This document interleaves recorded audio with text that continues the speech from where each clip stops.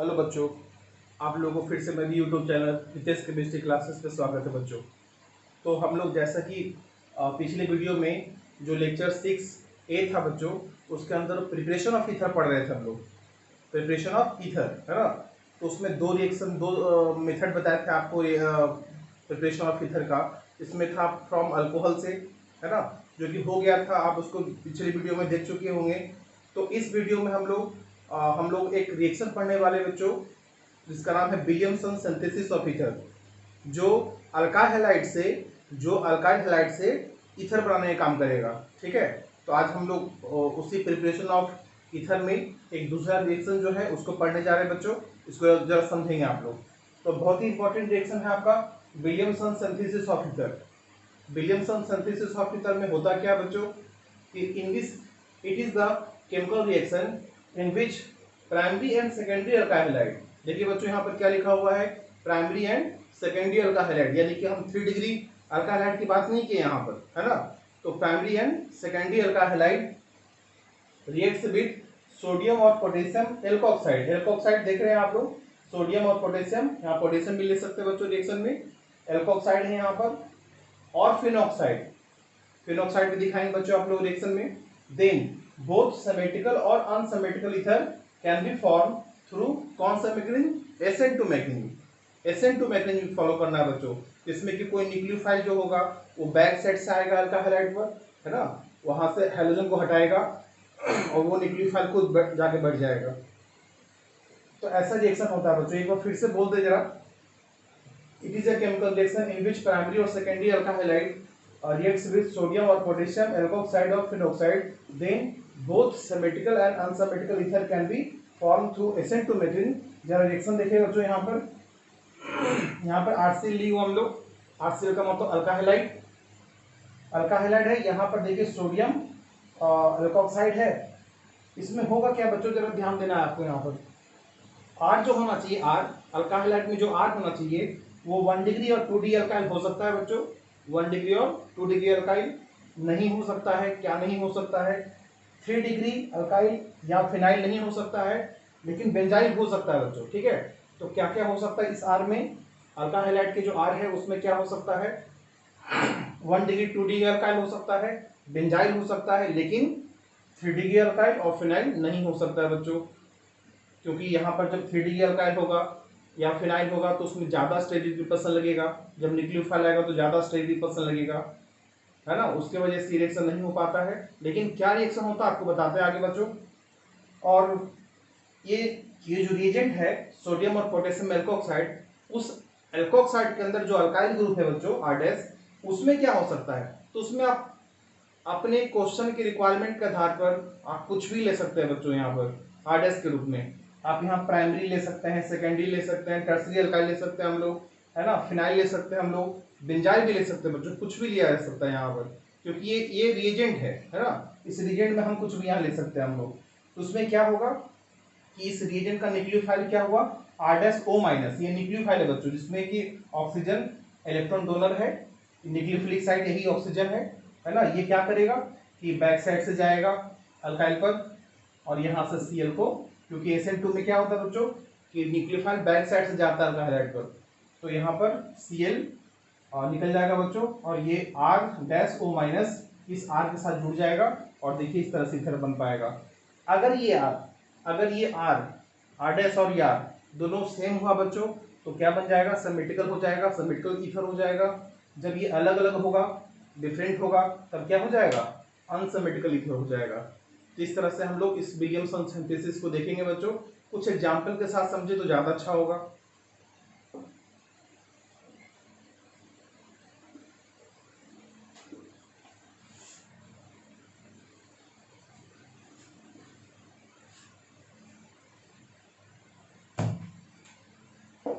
Example देखो बच्चों आप लोग, CH3Cl है और यहाँ पर CH3O माइनस Na प्लस हो गया। तो न्यूक्लियोफाइल ये है ना, न्यूक्लियोफाइल आएगा बैक साइड से अटैक करेगा और Cl को हटा देगा और यहाँ पर क्या बन पाएगा? CH3O इसका नाम क्या है बच्चों? मिथॉक्सी मीथेन, है ना। देखो ये कैसा ईथर हुआ। ये जो है ना आपका सिमेट्रिकल ईथर हो गया, ये सिमेट्रिकल ईथर हुआ। अगर हम लोग प्राइमरी की बात करें, हम लोग CH3 CH2Cl CH3O Na+, इसमें हम आपको एक बात बताना चाहेंगे बच्चों, जरा देखेंगे इसको। ये तो प्राइमरी अल्काइल हैलाइड है और यहाँ CH3O Na+ है, और यहाँ पर देखिए अगर ये रिएक्शन कुछ ऐसा होता CH3Cl और रिजेंट में इथाइल होता, इन दोनों रिएक्शन को देखो आप लोग। अभी क्या है, अल्काइल हैलाइड में इथाइल है, अल्काइल हैलाइड में क्या है बच्चों, इथाइल है, और एल्कोक्साइड में मिथाइल है। अभी क्या कर दिए हम लोग, अल्काइल हैलाइड में मिथाइल कर दिए और एल्कोक्साइड में इथाइल कर दिए, है ना। पहले प्रोडक्ट पे बात देखेंगे बच्चों। यहाँ पर प्रोडक्ट में ये क्या होगा कि बैक साइड से आएगा, इस पर अटैक करेगा, यहाँ से Cl को निकाल देगा, तो क्या बन जाएगा CH3 CH2 OCH3, ऐसा हो जाएगा। यहाँ पर भी क्या होगा कि बैक साइड से आएगा इस पर और ये निकाल देगा इसको, तो क्या बन जाएगा CH3 CH2 OCH3। आप यहाँ पर देख पा रहे बच्चों कि प्रोडक्ट दोनों में क्या बन गया, सेम बन गया। इसमें भी मिथॉक्सी इथेन, इसमें भी मिथॉक्सी इथेन बच्चों, है ना। तो मेरा ये क्वेश्चन आपसे होगा, क्या बताइए क्या दोनों का जो रेट ऑफ रिएक्शन है वो सेम होगा या डिफरेंट होगा। दोनों का सेम रेट ऑफ रिएक्शन होगा, सेम रेट से चलेगा, या कोई फास्ट होगा या कोई स्लो होगा, ऐसा पूछ रहे हैं बच्चे आपसे। तो आपको हम बताना है यहाँ पर।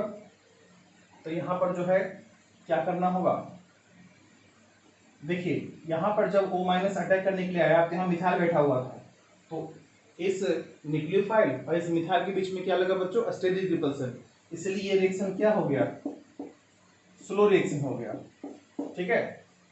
और यहाँ पर देखो ये जो O- से जब यहाँ पर अटैक करने गया, तो यहाँ पर कोई अल्काइल ग्रुप नहीं बैठा हुआ था बच्चों, तो no steric repulsion, no steric repulsion होगा तो रिएक्टिविटी ज्यादा हो जाएगा और वो फास्ट हो जाएगा, फास्ट रिएक्शन हो जाएगा बच्चों, ठीक है। इसलिए हम लोग एक बात आपको बताएंगे, reactivity of alkyl halide toward Williamson synthesis, Williamson synthesis की तरफ अल्काइल हैलाइड का रिएक्टिविटी क्या होगा बच्चों, तो सबसे पहले हो जाएगा मिथाइल हैलाइड, फिर 1 डिग्री अल्काइल हैलाइड,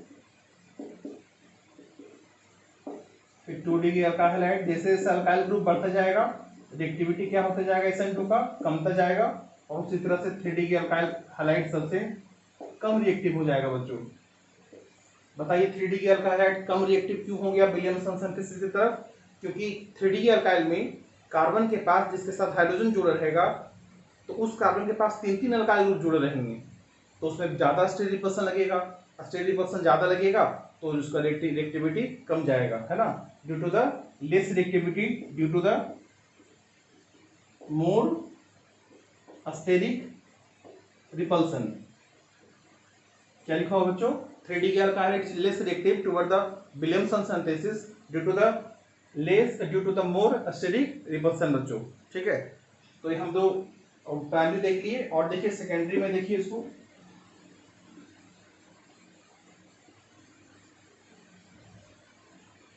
कुछ ऐसा है, इसको भी देख लिए होंगे आप, तो कुछ आगे बढ़ सकते हैं हम लोग अभी, और भी विलियमसन सिंथेसिस के बारे में सीखते जाएंगे बच्चों हम लोग। कि अगर हमारे पास 2 डिग्री अल्काइल हैलाइड हो गया बच्चों,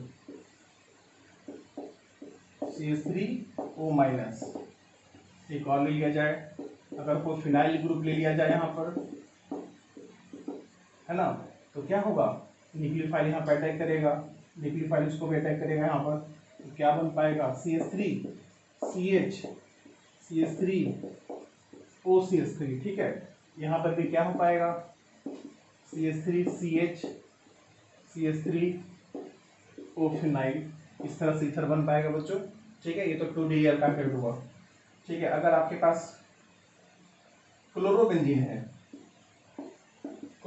है और उसमें हम लोग क्या किए, CH3O- Na+ कर दिए बच्चों, है ना। क्लोरोबेंजीन है और सोडियम इथोक्साइड यूज किया हम लोग बच्चों। अब क्या रिएक्शन हो पाएगा, अगर हम लोग कुछ ऐसा ले लें और CH3Cl है, ऐसा कुछ है। इन दोनों रिएक्शन को समझेंगे बच्चों आप लोग। देखिए अगर क्लोरोबेंजीन लेते हैं हम लोग तो ये तो रिएक्शन नहीं हो पाएगा बच्चों, ये रिएक्शन नहीं हो पाएगा, क्योंकि क्लोरीन के पास जो लोन पेयर है वो अंडर को कहाँ चला जाएगा, रेजोनेंस में ना, अंडर को रेजोनेंस में जाएगा। तो रेजोनेंस में जाने से कार्बन क्लोरीन के बीच में पार्शियल डबल बॉन्ड हो जाएगा, जो ज़्यादा बॉन्ड स्ट्रेंथ का हो जाएगा, बॉन्ड ब्रेक ही नहीं हो पाएगा, इसलिए रेट ऑफ रिएक्शन या मतलब कि रिएक्शन ही नहीं हो पाएगा। लेकिन आप चाहते हैं अगर कि इथर में हमारा फिनाइल ग्रुप आए, है ना, अगर आप इसमें तो नहीं आ पाया, ये फिनाइल ग्रुप से इथर नहीं बन पाएगा, है ना, लेकिन चाहते हैं कि फिनाइल ग्रुप इथर में आए, तो आप फिनाइल ग्रुप को रिएक्टेंट में ना लेकर के रिएजेंट में ले लीजिए, है ना। रिएजेंट में लेंगे तो काम हो जाएगा बच्चों, क्योंकि रिएजेंट में तो कुछ भी ले आ सकता है। तो यहाँ पर हम लोग क्या करेंगे, इसको लेकर के बना सकते हैं हम लोग। तो यहाँ बेंजीन होगा, ओ होगा, और ओ पर कौन जुड़ गया, ये तो निकल गया, CH3 जुड़ गया, इसका नाम है एनिसॉल, इसका नाम है मिथॉक्सी बेंजीन, ऐसा है बच्चों, ठीक है। और अगर आप कोई बेंजाइल ग्रुप लेना चाहते हैं तो वो भी ले सकते हैं, यहाँ पर हम लोग, यहाँ पर बेंजाइल ग्रुप का यूज कर सकते हैं हम लोग, CH3O- Na+, इसको बेंजाइल क्लोराइड बोल पाएंगे। तो ये आएगा, इस पर अटैक करेगा, Cl को हटा देगा, ये CH2OCH3, इस तरह से हम लोग बना पाएंगे बच्चों, ठीक है। OCH3 इसके साथ जुड़ जाएगा, तो देख रहे हैं आप लोग उसको। लेकिन अब हमारे पास ये आता है कि अगर 3D गियर का हैलाइड होगा तो क्या होगा बच्चों, इसको देखना है आप लोग।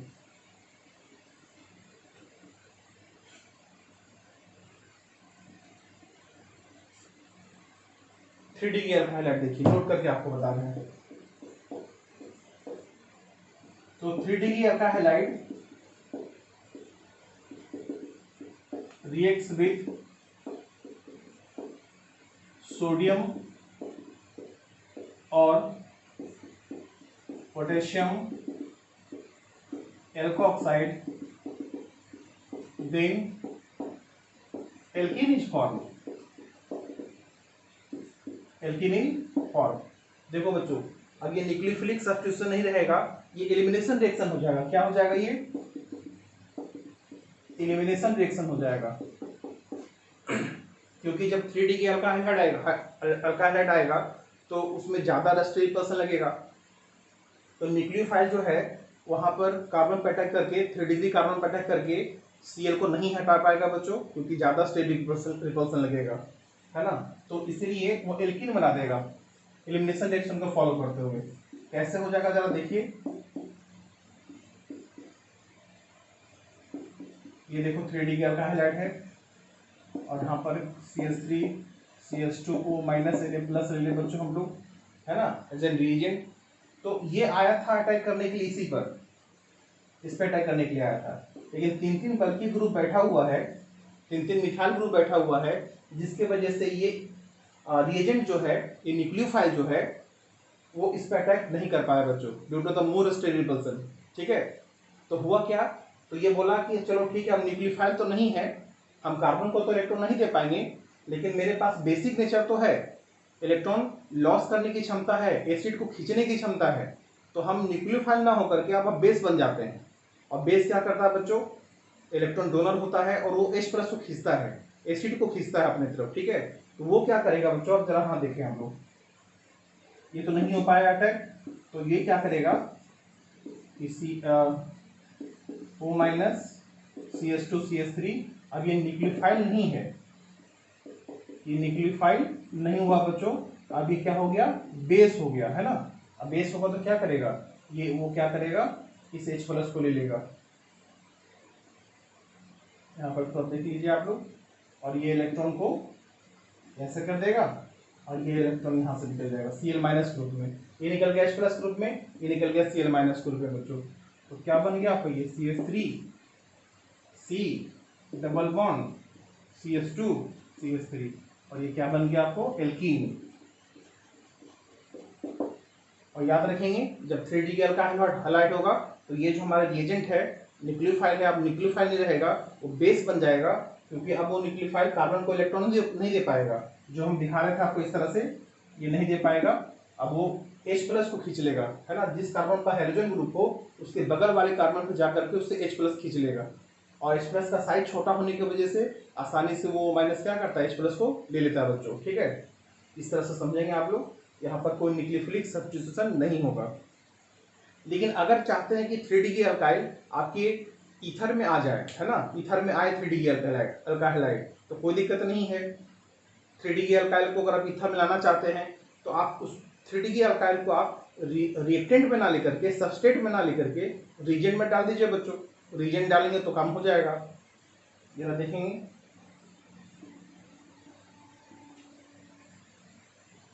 रीजेंट में जरा देखिए, अगर आप CH3CH2Cl है और रीजेंट में हम लोग क्या ले लें, 3D अल्काइल, 3 डिग्री, सॉरी ये ऐसा वाला, देखो 3D अल्काइल कहाँ चला गया, सबस्ट्रेट में, रीजेंट में चला गया। अब हमारा रिएक्शन हो सकता है बच्चों, तो ये आपको यहाँ पर अटैक करेगा, यहाँ से इसको निकाल लेगा, तो क्या बना देगा, CH3 CH3 CH3 O CH2 CH3। देखिए आपके ईथर में क्या आ गया, 3D अल्काइल आ गया। तो 3D अल्काइल को हमेशा अगर आपको लाना है ईथर में तो उसको रीजेंट में डालो आप, रीजेंट में, ठीक है, सबस्ट्रेट में नहीं, रीजेंट में, तो हो जाएगा बच्चों ये।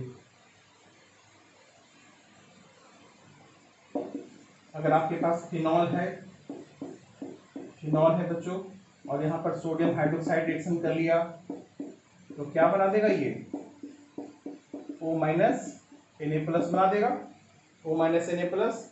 और यहाँ पर अगर हम लोग CH3Cl लेते हैं तो देखिए यहाँ पर ये जो हमारा, जो यहाँ पर दिखा रहे थे आपको एज ए रीजेंट, वो यहाँ पर इस तरह से रीजेंट में दिखाया जा रहा है बच्चों, ये न्यूक्लियोफाइल होगा इसका। तो ये जो है न्यूक्लियोफाइल आएगा, इस पर अटैक करेगा, इसको निकालेगा, कौन सा रिएक्शन को फॉलो किया, SN2 रिएक्शन, और क्या बना देगा ये,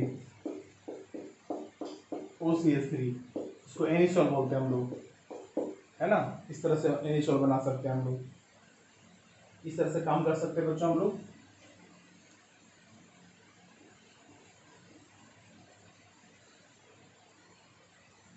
इसको भी देख लिए होंगे आप लोग।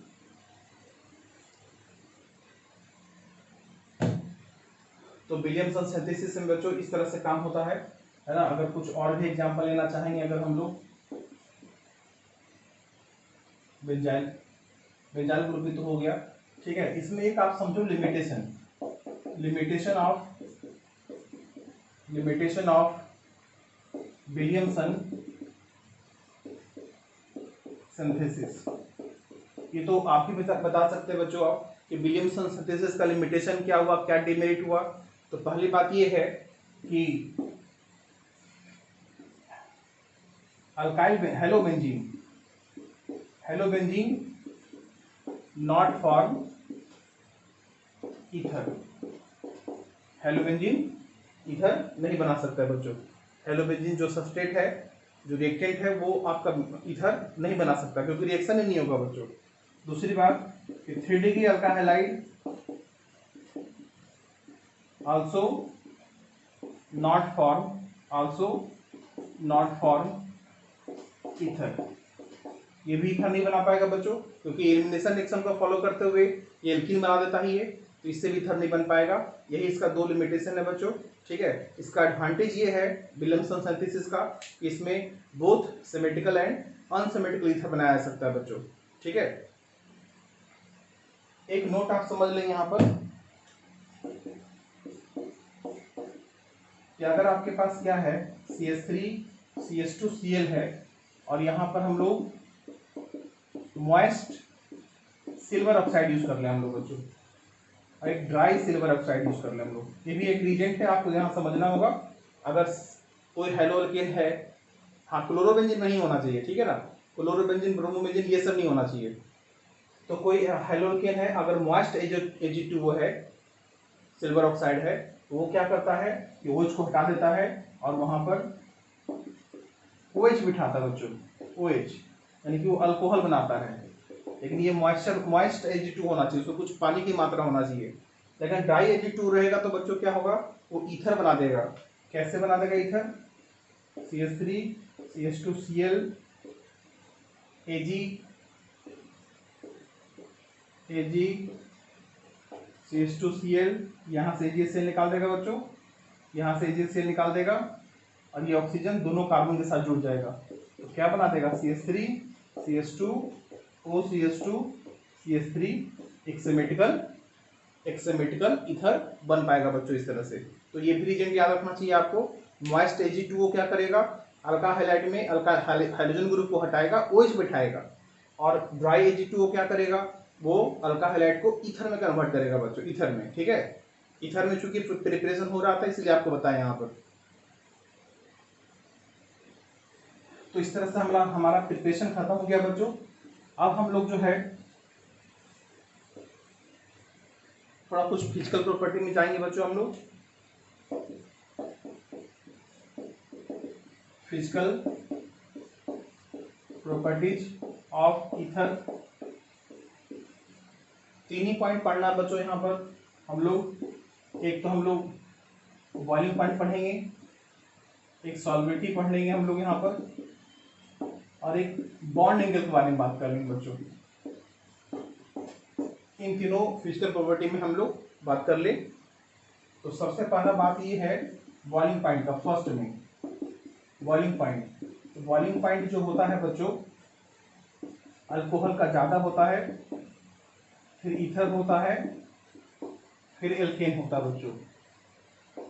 तो आप इन दोनों में कंपेयर करें कि अल्कोहल का बॉइलिंग पॉइंट ईथर से ज़्यादा कैसे हो गया, है ना। तो यहाँ पर देखिए, एक अल्कोहल जो होता है बच्चों दूसरे अल्कोहल के साथ, इसको ऐसा दिखा दे तो ज़्यादा अच्छा होगा। एक अल्कोहल दूसरे अल्कोहल के साथ, दूसरा अल्कोहल तीसरे अल्कोहल के साथ, है ना, ऐसा करके यहाँ पर प्लस माइनस इस तरह से हाइड्रोजन बॉन्डिंग बनता है बच्चों। आगे भी इस तरह से है, यहाँ भी इस तरह से होगा, है ना। तो एक अल्कोहल का मॉलिक्यूल दूसरे अल्कोहल के मॉलिक्यूल से क्या बना रहा है, इंटरमॉलिक्यूलर हाइड्रोजन बॉन्डिंग बच्चों। और हाइड्रोजन बॉन्डिंग का बॉन्ड स्ट्रेंथ ज़्यादा होता है, जिसकी वजह से क्या होता है, इसका बॉइलिंग पॉइंट बढ़ जाएगा बच्चों, आसानी से टूट नहीं पाएगा, ज़्यादा एनर्जी ज़्यादा टेम्परेचर देना पड़ेगा आपको। ठीक है, लेकिन ईथर में क्या होता है, अगर ईथर की बात करें हम लोग, तो एक ईथर दूसरे ईथर के साथ कोई हाइड्रोजन बॉन्डिंग नहीं लगाता बच्चों, क्योंकि यहाँ पर कोई हाइड्रोजन ऐसा है ही नहीं जो ऑक्सीजन, नाइट्रोजन या फ्लोरीन से जुड़ा हो। तो यहाँ पर क्या होगा, कोई हाइड्रोजन बॉन्डिंग नहीं लगेगा, यहाँ पर सिर्फ लगेगा क्या, वेंडरवाल फोर्स। वेंडरवाल फोर्स जो होता है बच्चों वो वीक होता है ना, इसके वजह से ईथर का बॉइलिंग पॉइंट अल्कोहल से कम होता है बच्चों। ठीक है, अब एक क्वेश्चन आ जाए एनसीईआरटी में, क्या बताइए ईथर का बॉइलिंग पॉइंट अल्कोहल से कम क्यों है। क्योंकि ईथर के अंदर किसी तरह का कोई हाइड्रोजन बॉन्डिंग नहीं लगता है, एक ईथर दूसरे ईथर के साथ हाइड्रोजन बॉन्डिंग नहीं लगा पाता बच्चों, जबकि अल्कोहल जो है एक अल्कोहल दूसरे अल्कोहल के साथ हाइड्रोजन बॉन्डिंग लगा पाता है। इसकी वजह से अल्कोहल का बॉइलिंग पॉइंट ज़्यादा होगा और ईथर का बॉइलिंग पॉइंट कम जाएगा बच्चों। ठीक है, इसको समझेंगे आप लोग।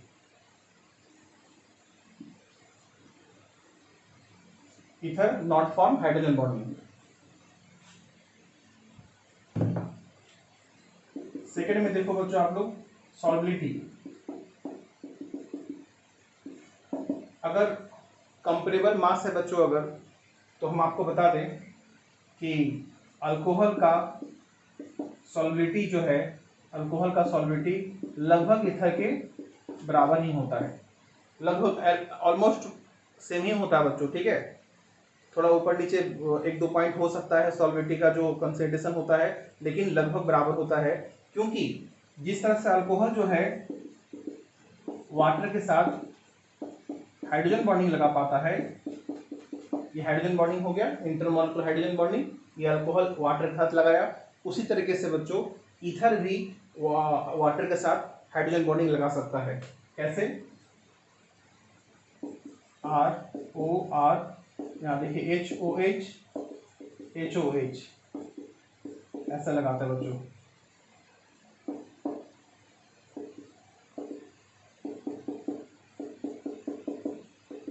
ऐसा एक ईथर दूसरे वाटर के साथ, वाटर मॉलिक्यूल के साथ हाइड्रोजन बॉन्डिंग लगाता है, इसीलिए हम बोलते हैं कि इन दोनों का जो सॉल्विटी है लगभग क्या है आपका, बराबर ही है ना। इस तरह से लेके चले हम लोग, ये था अल्कोहल, ये था ईथर, लगभग बराबर होगा बच्चों।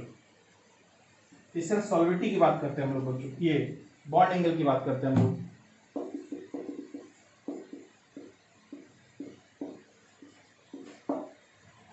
आपको पता होगा कि टेट्राहेड्रल बॉन्ड एंगल जो होता है बच्चों, जो sp3 हाइब्रिडेशन का होता है, वो लगभग कितना होता है, 109.5 डिग्री का होता है ना, 109.5 डिग्री का होता है।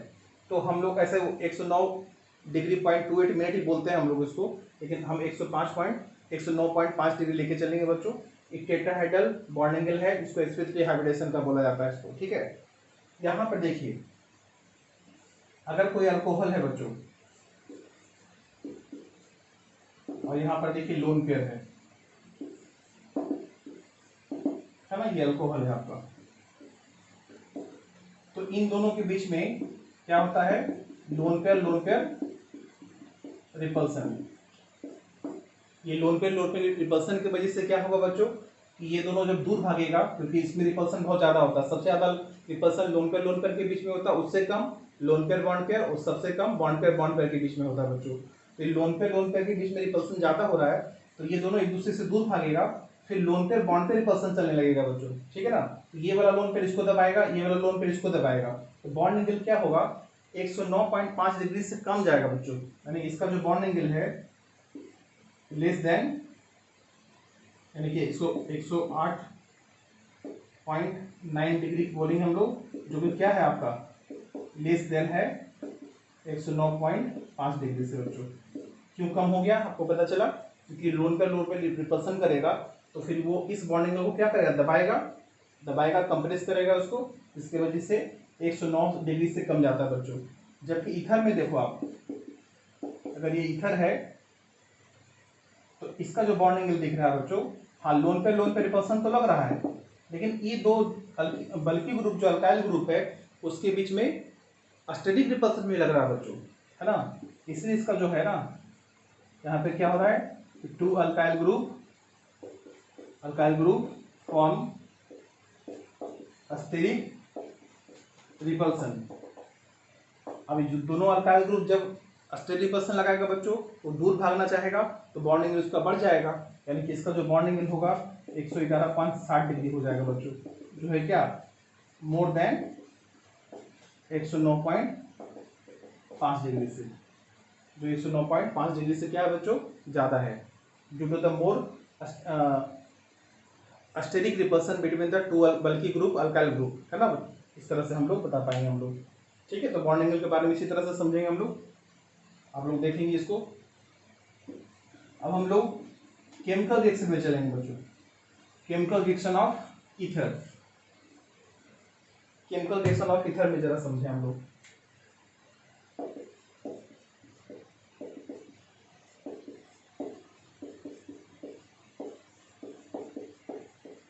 पहले आपको सिलेबस बता दें क्या क्या रिएक्शन हो सकता है बच्चों।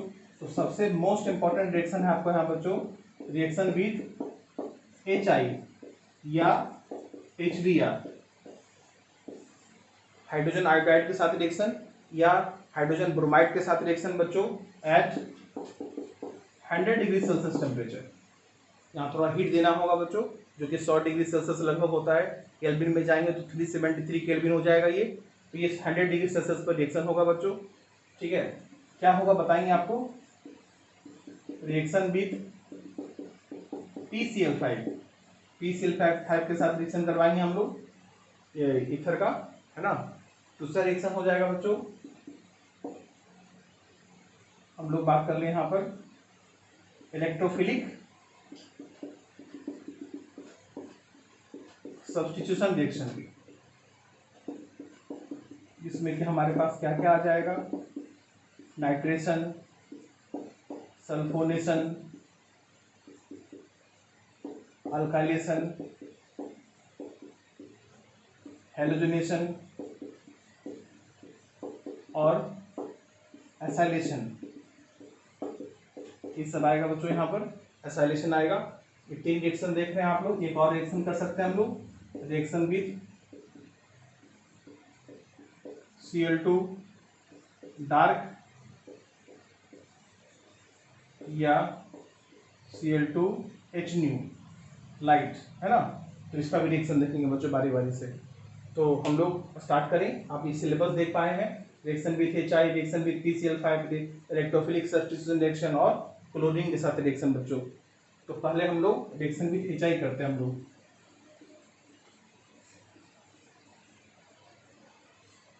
Reaction with HI first reaction करने जा रहे हैं, reaction with reaction of ether with HI, या आप यूज कर सकते हैं HBr at 100 degree Celsius temperature पे बच्चों, है ना। थोड़ा सा हीट देना पड़ेगा आप लोगों को, इसलिए यहाँ पर 100 डिग्री सेल्सियस यूज करना है आप लोगों को, ठीक है। आगे देखेंगे इसका रिएक्शन। पहले तो रिएजेंट पे बात करते हैं बच्चों हम लोग। रिएजेंट क्या है? रिएजेंट है HX। HX में क्या क्या आ गया? HCl, HBr, HI, है ना, ऐसा कुछ आ गया आपके पास। तो आप जा रहे हैं कि रिएक्टिविटी में जो है, रिएक्टिविटी में HI बड़ा होगा बच्चों, HBr, HCl, HF। क्यों HI का रिएक्टिविटी ज़्यादा है? क्योंकि HI में जो है, यहाँ पर समझ पाएंगे आप लोग, HF को थोड़ा ऐसे लिखें, HCl को थोड़ा बड़ा कर दिए, Br को और बड़ा कर दिए, I को और बड़ा कर दिए। जैसे जैसे ऊपर से नीचे आते हैं बच्चों, उसका साइज बढ़ने की वजह से, हाइड्रोजन का साइज बढ़ने की वजह से बॉन्ड लेंथ भी बढ़ता है। तो आयोडीन का साइज बहुत ज़्यादा बड़ा है, इसलिए उसका बॉन्ड लेंथ भी बड़ा है। वो बॉन्ड आसानी से ब्रेक हो जाता है ना, आसानी से ब्रेक हो जाएगा। बॉन्ड लेंथ जितना ज़्यादा रहेगा बच्चों, बॉन्ड स्ट्रेंथ कम जाएगा और आसानी से बॉन्ड ब्रेक हो जाएगा। जितना जल्दी बॉन्ड ब्रेक होगा, रिएक्टिविटी ज़्यादा हो जाएगा बच्चों। तो यहाँ पर इसका जो न्यूक्लियोफाइल है बच्चों, इसको समझें आप लोग। जो न्यूक्लियोफाइल है I- है, इसका जो न्यूक्लियोफाइल है Br- है। जनरली हम लोग HBr और HI पे ही काम करते हैं, इसलिए ज़्यादा उधर जाने की आवश्यकता नहीं है हम लोग को, इसी से काम हो जाएगा, ठीक है। और आपको बता दें बच्चों, ये फॉलो करेगा, ये रिएक्शन फॉलो करेगा SN1 या SN2 मैग्नीन। कैसे करेगा आपको हम बताएंगे यहाँ पर, ठीक है। ये फॉलो करेगा SN1 या SN2 मैग्नीन। अब चूंकि हम लोग जानते हैं बच्चों कि ईथर 2 तरीके का होता है, एक सिमेट्रिकल ईथर, दूसरा अनसिमेट्रिकल ईथर। तो हम लोग फर्स्ट केस बना करके सिमेट्रिकल ईथर पे पढ़ रहे हैं हम लोग रिएक्शन HI का या HBr का। उसके बाद हम लोग अनसिमेट्रिकल में जाएंगे बच्चों।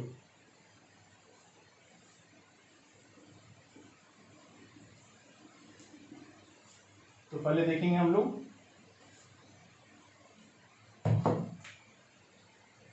केस 1 कर लें हम लोग इन सिमेट्रिकल ईथर। सिमेट्रिकल ईथर में क्या हो पाएगा बच्चों, ये समझना है आपको पहले। तो यहाँ पर बता दें आप लोगों को, अगर हमारे पास कोई R है, O है, R है, और हमारे पास HI से रिएक्शन करवाना बच्चों, और ये एक्सेस है, यहाँ पे 2 कंडीशन समझो आप लोग, और HI है और 1 मोल है बच्चों। हीट हीट यहाँ पर 1 मोल है HI का, ऊपर में एक्सेस का मतलब 2 मोल है बच्चों, ठीक है, ठीक है। इसका एक्सेस जब होता है तो 2 मोल यूज करना है आप लोगों को। यहाँ HI है तो 1 मोल है।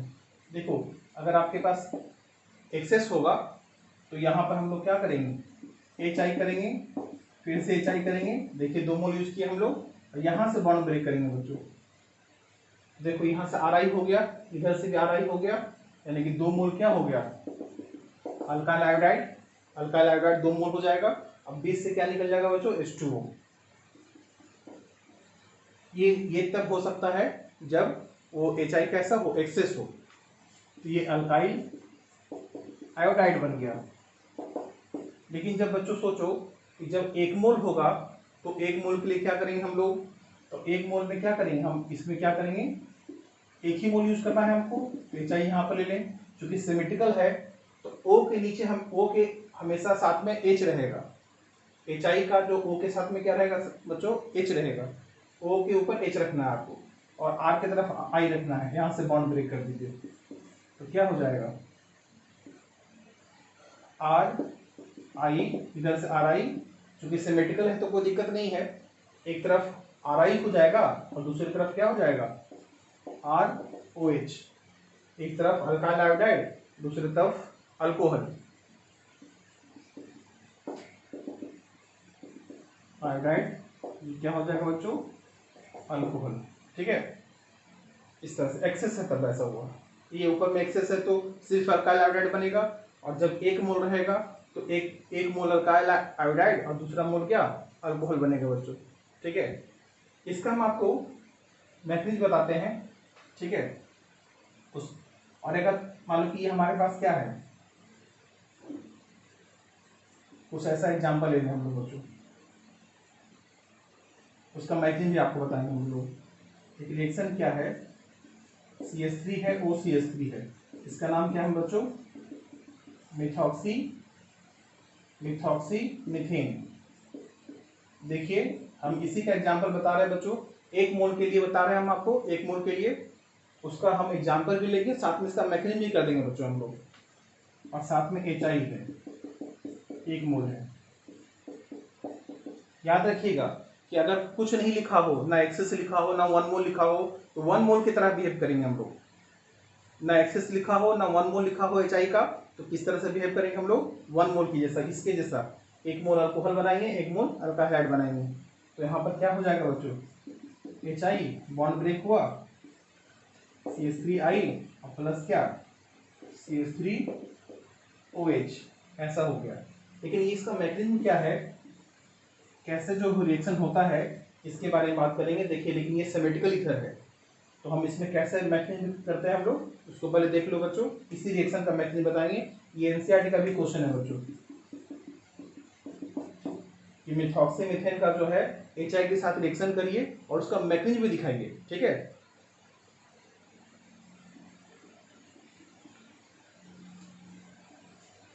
तो मैकेनिज्म की जहां तक बात है बच्चों, तो जब यहाँ पर मिथाइल होगा तो ये रिएक्शन फॉलो होगा क्या, SN2। क्योंकि जब ये अल्काइल 1 डिग्री का हो, मिथाइल हो 2 डिग्री तक हो, तब SN2 चलेगा। लेकिन यही अल्काइल अगर 3 डिग्री का होने लगे या बेंजाइल होने लगे, तो फिर वहां पे SN1 रिएक्शन चलता है बच्चों। अभी हम SN2 की तरह इसका मैकेनिज्म करेंगे हम लोग।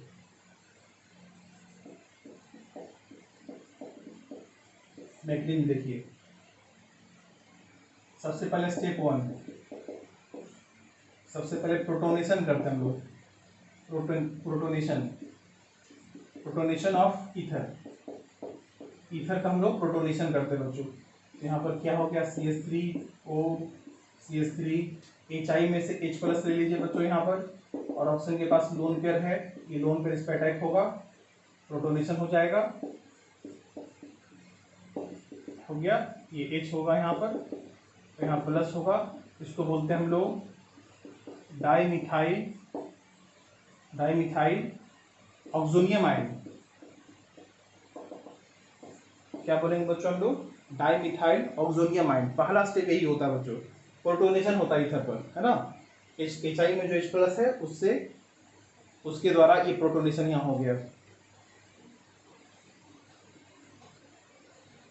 इसको आप रिवर्सिबल रिएक्शन दिखा सकते हैं आप लोग, रिवर्सिबल रिएक्शन होता है। स्टेप 2 में देखो बच्चों, स्टेप 2 में क्या हो पाएगा कि जो हमारे पास ये ऐसा है, CH3OH प्लस CH3, यही है ना, वही लिखे हम लोग। और यहाँ पर क्या है, न्यूक्लियोफाइल क्या था, I माइनस। HI में न्यूक्लियोफाइल क्या था, I माइनस। तो वो I माइनस क्या करेगा कि इसके बैक साइड पे जाएगा, और यहाँ से इसको हटाएगा। उसका मैकेनिज्म के थ्रू क्या बताएंगे आप लोगों को, I ऐसा हो गया, पार्शियल नेगेटिव, यहाँ CH3, और यहाँ से देखो O जो होगा निकलता जाएगा धीरे धीरे, प्लस हो जाएगा बच्चों यहाँ पर। ये हो गया मेकिंग, ये हो गया ब्रेकिंग। याद होगा आपको SN2 में क्या होता है, एक ट्रांजिशन स्टेट होता है, इसमें कि सेम समय में, एक ही समय में न्यूक्लियोफाइल अटैक भी करता है बैक साइड से, और उसी समय लिविंग ग्रुप निकलता भी रहता है बच्चों, दोनों एक साथ होता है ये। जैसे देखिए यहाँ पर इसी को क्या बोलेंगे हम लोग, ट्रांजिशन स्टेट, इसको ट्रांजिशन स्टेट बोल देंगे हम लोग, ठीक है। बाद में क्या होगा, ये इसका स्लो स्टेप भी है, ये इसका आरडीएस भी है। आरडीएस का मतलब रेट डिटरमाइनिंग स्टेप, जिस स्टेप से उस रिएक्शन का रेट डिटरमिन होता है उसको आरडीएस बोलते हैं बच्चों। और हम लोग क्या करें, यहाँ पर से क्या हो जाएगा, CH3I हो जाएगा, इधर से निकल जाएगा, CH3OH हो जाएगा। इस तरह से रिएक्शन होगा बच्चों। ये बैक साइड अटैकिंग है जो कि SN2 में होता है, इसलिए आपको समझने में दिक्कत नहीं होगा। इसको ट्रांजिशन स्टेट बोलेंगे, ये हमारा प्रोडक्ट हो जाएगा बच्चों। लेकिन अगर आपके पास क्या हो, 3 डिग्री अल्काइल हो, ये जो मैग्नीशियम है बच्चों, जो भी आपको लिखे यहाँ पर, अगर वो अल्काइल कैसा हो, दोनों तरफ या तो 1 डिग्री टाइप का हो या तो 2 डिग्री टाइप का हो या मिथाइल के रूप में हो, तभी ऐसा मैग्नीशियम फॉलो करेंगे। लेकिन जब अल्काइल कैसा आ जाए, लेकिन जब अल्काइल ऐसा आ जाए 3 डिग्री अल्काइल हो जाए, इसमें मेडिकल ईथर है लेकिन आर कैसा है, 3 डिग्री वाला, इसमें चाहिए रिएक्शन करेंगे 1 मोल, यहाँ से बॉन्ड ब्रेक करना है आपको, RI 3 डिग्री का है, 3 डिग्री दिखाते हैं बच्चों हम लोग ऐसे करके। और उसके बाद हम लोग क्या करेंगे, ROH करेंगे, यहाँ भी 3 डिग्री वाला है, 1 मोल अल्काइल है 1 मोल अल्कोहल, लेकिन ये रिएक्शन फॉलो हुआ है SN1 रिएक्शन। क्या हुआ बच्चों, ये SN1 रिएक्शन। इसका एग्जांपल देखिए हम लोग जरा, इसका मैकेनिज्म बता देंगे आपको।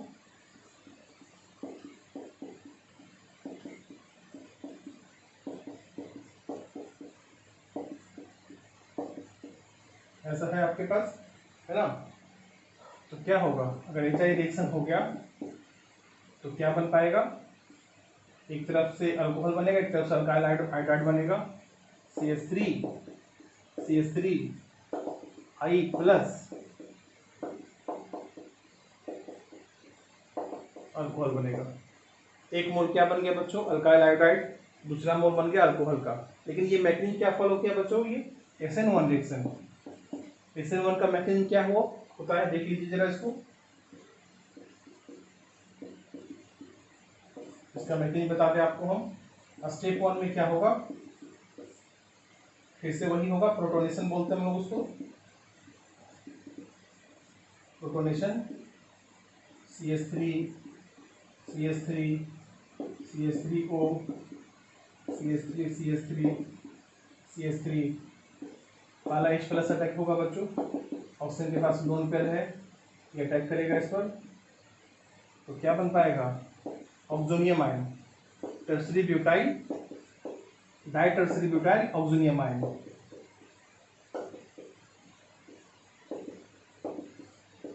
इसका नाम क्या होगा बच्चों, डाइटर्सरी ब्यूटाइल ऑक्सोनियम आयन, ठीक है।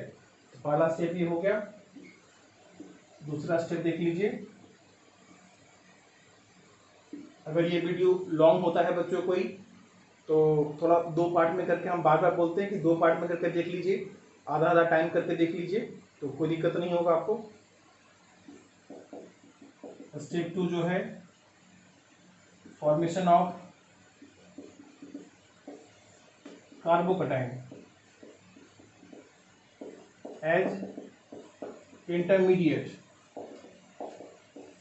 Formation of carbocation as intermediate, CH3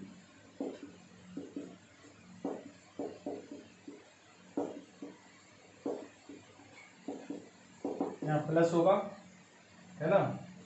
तो क्या हो जाएगा, यहाँ से ये बॉन्ड टूट जाएगा बच्चों, ऑक्सीजन पे इलेक्ट्रॉन चला जाएगा, और यहाँ क्या बन पाएगा, CH3 प्लस, ये देखो कार्बोकटाइन बन गया, और इधर से हो गया क्या, अल्कोहल वाला पार्ट, CH3OH, ये अल्कोहल बन गया, और ये कार्बोकटाइन बन गया बच्चों, ये कार्बोकटाइन है आपका ये,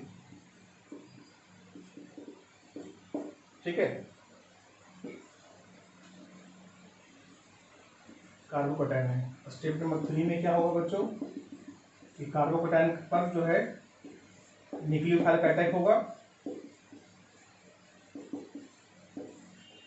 I माइनस जो न्यूक्लियोफाइल है, I माइनस जो बचा हुआ था HI में, तो HI से जो बचा हुआ था I माइनस न्यूक्लियोफाइल वो अटैक करेगा इस पर।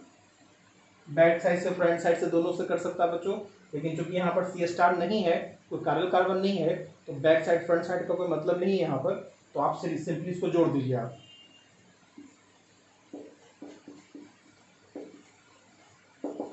आई इस तरह से ये मेजर प्रोडक्ट हो जाएगा बच्चों। अल्कोहल भी यहाँ प्रोडक्ट बनता है, लेकिन चूंकि ये ईथर का इंपॉर्टेंट रिएक्शन है, तो आयोडाइड जो बनता है अल्का हैलाइड वो ज़्यादा इसका मेजर प्रोडक्ट माना जाता है बच्चों। ठीक है, इस तरह से हम लोग अटैकिंग कर दिए, कार्बोकैटायन बन पाए इंटरमीडिएट ग्रुप में, इसलिए SN1 रिएक्शन हो गया बच्चों ये। अब हम लोग सिमेट्रिकल तो देख लिए, हम लोग अनसिमेट्रिकल ईथर की बात कर रहे हैं। हम लोग अनसिमेट्रिकल ईथर पे क्या होगा, केस 2। अच्छा, केस 1 में अभी एक और हम बात कर ले बच्चों, ऐसा कि अगर हमारे पास ऐसा हो फिनॉक्सी बेंजीन हो, तो HI के साथ रिएक्शन होगा क्या, नहीं हो पाएगा, क्योंकि बॉन्ड ही नहीं टूट पाएगा, क्योंकि ऑक्सीजन कहाँ गया है, रेजोनेंस में चला गया लोन पेरिस का, इसलिए बॉन्ड ही टूट नहीं पाएगा दोनों में से कहीं पर भी नहीं, इसलिए HI के साथ इसका रिएक्शन नहीं होगा। इसका नाम क्या है, फिनॉक्सी बेंजीन। यहाँ पर कोई रिएक्शन नहीं करना बच्चों आप लोगों को, ठीक है, नो रिएक्शन कर देना हम लोगों को। तो इस तरह से सिमेट्रिकल ईथर के बारे में हम लोग काम कर सकते हैं हम लोग, है ना। सिर्फ ये याद रखो कि अल्काइल ग्रुप में यहाँ पर अगर अल्काइल होता तो अल्काइल ग्रुप अगर 1 डिग्री का रहेगा, 2 डिग्री का रहेगा बच्चों, तो वहाँ लगाना SN2, अगर 3 डिग्री का रहेगा या बेंजाइल रहेगा तो वहाँ लगाना है SN1 रिएक्शन। ठीक है, जरा अनसिमेट्रिकल का देख लीजिए आप लोग। केस 2 इन अनसिमेट्रिकल ईथर, इन अनसिमेट्रिकल ईथर बच्चों, इसको इस तरह से समझ लीजिए आप। मान लो यहाँ पर 1 डिग्री का अल्काइल हुआ, यहाँ पे 2 डिग्री का अल्काइल हुआ, क्योंकि आपको पता है बच्चों कि 1 डिग्री 2 डिग्री में क्या होता है, कौन सा मैकेनिज्म चलेगा, SN2। अब SN2 में हम उस अल्काइल को चूज करेंगे जहां पर स्टेरिक रिपल्सन कम लगे, हम उस अल्काइल को चूज करेंगे जहां पर स्टेरिक रिपल्सन कम लगे। तो स्टेरिक रिपल्सन कम कहाँ लगता है बच्चों, ये 1 डिग्री वाले में। तो देखिए H यहाँ रखो, O के नीचे H रखो आप लोग, और I कहाँ रखेंगे, न्यूक्लियोफाइल का अटैक कहाँ करवाना है, इस अल्काइल पे ना, क्योंकि यहाँ पर स्टेरिक रिपल्सन कम लगेगा, तो हम लोग I को इधर कर देंगे, यहाँ से बॉन्ड ब्रेक कर देंगे। देखिए अनसिमेट्रिकल में ऐसे होता है, ये फॉलो करेगा SN2 RI, 1 डिग्री अल्काइल का है, इधर से क्या होगा ROH 2 डिग्री का होगा, ये बन गया बच्चों आप लोग। अगर हमारे पास क्या है 1 डिग्री है या 2 डिग्री अल्काइल है, यहाँ पर 3 डिग्री अल्काइल है, ये 3 डिग्री अल्काइल है, तो देखो 1 डिग्री 2 डिग्री रहता तो SN2 चलता, लेकिन 3 डिग्री आ गया बच्चों, अब यहाँ SN1 चलेगा, है ना। तो SN1 में और SN2 में अगर दोनों में आ गया बात कि किसको फॉलो करें, तो आपको हमेशा पता होना चाहिए SN1 reaction is more reactive than SN2 mechanism reaction, SN1 reaction is more reactive than SN2। तो हम SN1 को फॉलो करेंगे बच्चों, हम वो, क्योंकि SN1 में स्टेबिलिटी ऑफ कार्बोकैटायन की बात होती है, ये 3 डिग्री अल्काइल जो है 3 डिग्री कार्बोकैटायन दे पाएगा, मोर स्टेबल कार्बोकैटायन दे पाएगा, आयोनिक रिएक्शन होने की वजह से ये ज़्यादा रिएक्टिव होता है बच्चों ये, इसलिए हम लोग I यहाँ पे तोड़ेंगे, क्या फॉलो करेंगे हम लोग SN1, तो क्या हो जाएगा RI नहीं ROH 1 degree 2 degree plus RI 3 degree, ऐसा हो गया बच्चों। अगर बेंजाइल है और R है, बेंजाइल और इधर अल्काइल है, अल्काइल में क्या हो 1 डिग्री 2 डिग्री या 3 डिग्री हो, कुछ भी हो, ठीक है, और बेंजाइल इधर आ गया, इसको क्या बोलते हैं हम लोग, बेंजाइल ग्रुप। तो हम लोग SN1 को फॉलो करेंगे, क्योंकि बेंजाइल में जो इस कार्बन को देख रहे हैं हम लोग, ये कार्बन ज़्यादा स्टेबल कार्बोकेटाइन दे पाएगा बाय द रेजोनेंस, इसलिए हम लोग क्या करेंगे, न्यूक्लियोफाइल को हम यहाँ जोड़ेंगे SN1 को फॉलो करते हुए। तो H यहाँ होगा, I यहाँ होगा, यहाँ बॉन्ड ब्रेक हो जाएगा, CH2I प्लस ROH, चाहे 1 डिग्री का हो, चाहे 2 डिग्री का हो, चाहे 3 डिग्री का हो बच्चों। इस तरह से हम लोग रिएक्शन करते हैं बच्चों। कुछ एग्जांपल देख लीजिए आप लोग।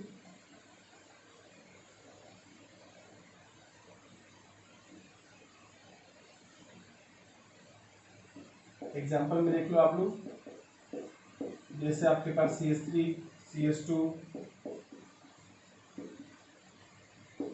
OCH2 CH3 है बच्चों, HI है ना। तो देख रहे हैं यहाँ पर ये कार्बन कौन सा डिग्री का है, 1 डिग्री का है, ये कार्बन क्या है, 2 डिग्री का है। तो चूंकि दोनों SN2 फॉलो करेगा, लेकिन कौन सा अल्काइल को चूज करें हम लोग जिसका स्टेरिक% कम लगेगा, कि जब न्यूक्लियोफाइल आए तो उसका स्टेरिक% कम लगे बच्चों। यहाँ पर H रखेंगे, यहाँ पर I रखेंगे, यहाँ से बॉन्ड ब्रेक करेंगे, OH प्लस CH3 CH2I, इस तरह से रिएक्शन करेंगे बच्चों। और रिएक्शन क्या है, SN2 का है। अगर ऐसा भी है तो इसका रिएक्शन करें आप लोग, हम यहाँ बॉन्ड ब्रेक कर देंगे। 1 डिग्री है, 1 डिग्री है, यहाँ पे किसी तरह का कार्बोकेटाइन का रीअरेंजमेंट नहीं करना बच्चों आपको, ठीक है। जो अल्काइल दिया रहेगा उसी से काम करना है आप लोगों को। तो हम प्रोडक्ट बनाइएगा आप लोग, ऐसा कुछ करके है, HI है, या ऐसा यहाँ पे एक और जोड़ दे हम लोग, CH डबल बॉन्ड CH2। तो देखिए ये HI दोनों से रिएक्शन कर सकता है बच्चों। अगर यहाँ HBr कर दिया जाए, ये HI भी ले सकते हैं आप लोग, इस ईथर में भी रिएक्शन हो पाएगा, और ये मार्टिन्यू एडिशन को फॉलो करते हुए यहाँ भी जुड़ पाएगा बच्चों। इसको तोड़ा जाए तो H प्लस और Br- होता है। तो देखो फिनाइल ग्रुप तो टूटता नहीं है, ये जो कार्बन है, कार्बन ऑक्सीजन के बीच में बॉन्ड है जो फिनाइल ग्रुप के साथ, वो तो टूटेगा नहीं। तो यहाँ पर क्या होगा, H, यहाँ Br, यहाँ से बॉन्ड ब्रेक होगा बच्चों। और मार्टिन्यू का एडिशन फॉलो करेंगे हम लोग, जो एल्किन से हेलोजन बनाने के लिए यूज किए थे हम लोग, एल्किन से हेलोजन बनाने के लिए मार्टिन्यू का addition rule. Negative part of the reagent attack on that double bonded carbon atom which have less number of hydrogen, तो उसको फॉलो करेंगे बच्चों हम लोग। 5 बॉन्ड ऐसा माइनस और प्लस, है ना। तो क्या प्रोडक्ट बन जाएगा, OH CHBr CH3 और प्लस CH3 CH2 Br, यहाँ पर Br लगा देंगे बच्चों। देखिए HBr का दो जगह यूज कर दिए, ईथर में भी कर दिए, एल्किन में भी कर दिया हम लोग, ठीक है। तो बना सकते हैं बच्चों आप लोग उसको, इसी तरह से HI के साथ रिएक्शन होता है। अब जरा देख लीजिए दूसरा रिएक्शन जो होगा आपका, हम लोग जो रिएक्शन करेंगे, रिएक्शन विथ PCl5। बहुत ईजी रिएक्शन है बच्चों ये, कि अगर R है, O है, R है, कुछ भी है यहाँ पर, सिमेट्रिकल हो चाहे अनसिमेट्रिकल, उससे मतलब नहीं है बच्चों, कुछ भी अर्थ रह सकता है यहाँ पर। यहाँ PCl5 है, तो क्लोरीन एक यहाँ देना आप, PCl3 यहाँ दीजिएगा, एक क्लोरीन यहाँ दीजिएगा, और दोनों तरफ से बॉन्ड ब्रेक होगा बच्चों, दोनों तरफ से बॉन्ड ब्रेक होगा, ठीक है। तो चाहे सिमेट्रिकल हो अनसिमेट्रिकल हो, कुछ भी रिएक्शन इसी तरह से करना है आपको। तो क्या बनेगा, RCl, अगर यहाँ R' माने हम लोग, तो इधर से RCl प्लस RCl प्लस बीच से क्या निकल गया, POCl3, फास्फोरस ऑक्सी क्लोराइड, है ना। Phosphorus oxy chloride as a by product रूप में है। यहाँ दो अलग अलग मोल ऑफ अल्का हाइलाइड आ गया। तो ऐसा रिएक्शन करते हैं बच्चों लोग, जैसे कुछ रिएक्शन देख लीजिए, ऐसा है, PCl5 कर दिया हम लोग। तो क्या करेंगे, ये क्लोरीन इधर कर लो, PCl3 यहाँ रख दीजिए, क्लोरीन यहाँ रख दीजिए, यहाँ से बॉन्ड ब्रेक करेंगे, प्लस CH3Cl प्लस POCl3, है ना। अगर कुछ ऐसा है बच्चों आपके पास,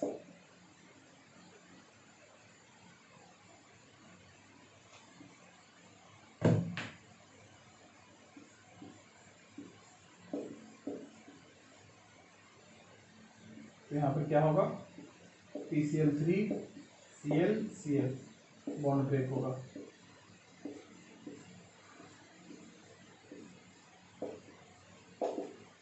PuCl3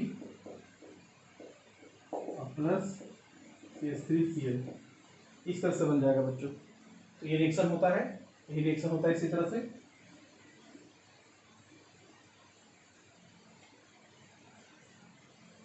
तीसरा रिएक्शन देख लो बच्चों आप लोग, reaction with Cl2।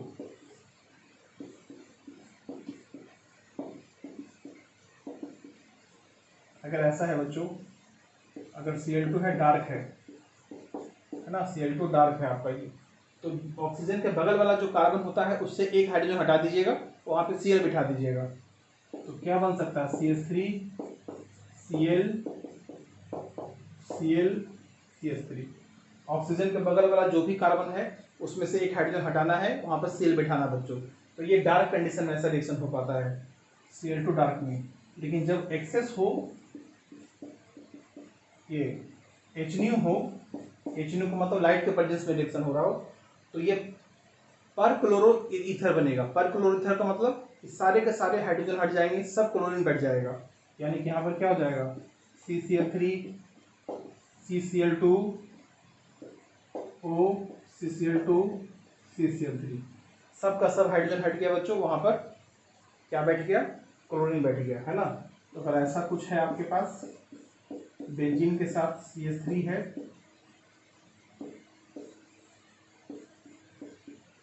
Cl2 dark है और Cl2 HNu है, तो क्या कर सकते हैं हम लोग, एलिसॉल का रिएक्शन करवा रहे हैं, CH2Cl कर दीजिएगा, क्योंकि इधर से तो कोई हट नहीं पाएगा हाइड्रोजन, हाइड्रोजन ही नहीं है।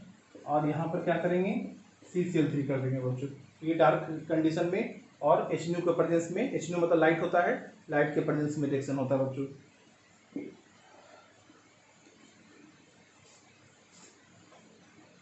और एक लास्ट रिएक्शन देख लो आप लोग, इसका नाम है इलेक्ट्रोफिलिक सब्स्टिट्यूशन रिएक्शन। अब इलेक्ट्रोफिलिक सब्स्टिट्यूशन रिएक्शन अगर है बच्चों, तो नाइट्रेशन, सल्फोनेशन ये सब चलेगा आपका। लेकिन पहले ये समझ लीजिए कि कोई अल्कोक्सी ग्रुप है, क्या है ये, एल्कोक्सी ग्रुप है, क्योंकि इलेक्ट्रोफिलिक सब्स्टिट्यूशन रिएक्शन बेंजीन का प्रॉपर्टी होता है बच्चों। जो बेंजीन रहेगा वो आर रहेगा, एल्कोक्सी ग्रुप है। तो एल्कोक्सी ग्रुप यहाँ पर एक्टिवेटर है, क्योंकि आपको पता है इलेक्ट्रोफिलिक सब्स्टिट्यूशन में क्या होता है कि कोई पॉजिटिव चार्ज इलेक्ट्रोफाइल बेंजीन पर अटैक करता है, हाइड्रोजन हटा करके इलेक्ट्रोफाइल को जोड़ता है, इसीलिए उसका नाम क्या पड़ता है, इलेक्ट्रोफिलिक सब्स्टिट्यूशन रिएक्शन। बेंजीन से हाइड्रोजन को ऑर्थो मेटा पारा जो भी होता है वहां से हाइड्रोजन हटाता है और वहां पर कोई इलेक्ट्रोफाइल बैठाता है, इसलिए उसको इलेक्ट्रोफिलिक सब्स्टिट्यूशन रिएक्शन बोलते हैं बच्चों। तो एक्टिवेटर क्या है, क्यों है, क्योंकि ऑक्सीजन का लोन पेयर कहाँ जाएगा, रेजोनेंस में। रेजोनेंस में जाएगा तो क्या होगा बच्चों, जब रेजोनेंस में जाएगा ऑक्सीजन का लोन पेयर, तो ऑर्थो पर और पारा पर, ऑर्थो पर नेगेटिव चार्ज डेंसिटी बढ़ाएगा। इस ऑक्सीजन का जो लोन पेयर है वो क्या करेगा, ऑर्थो पारा, ऑर्थो पर क्या बनाएगा, नेगेटिव चार्ज डेंसिटी बढ़ा देगा। यानी कि समझिए तो फिनाइल ग्रुप पर नेगेटिव चार्ज डेंसिटी बढ़ गया। जब नेगेटिव चार्ज डेंसिटी बढ़ जाएगा बच्चों, तो कोई इलेक्ट्रोफाइल जो है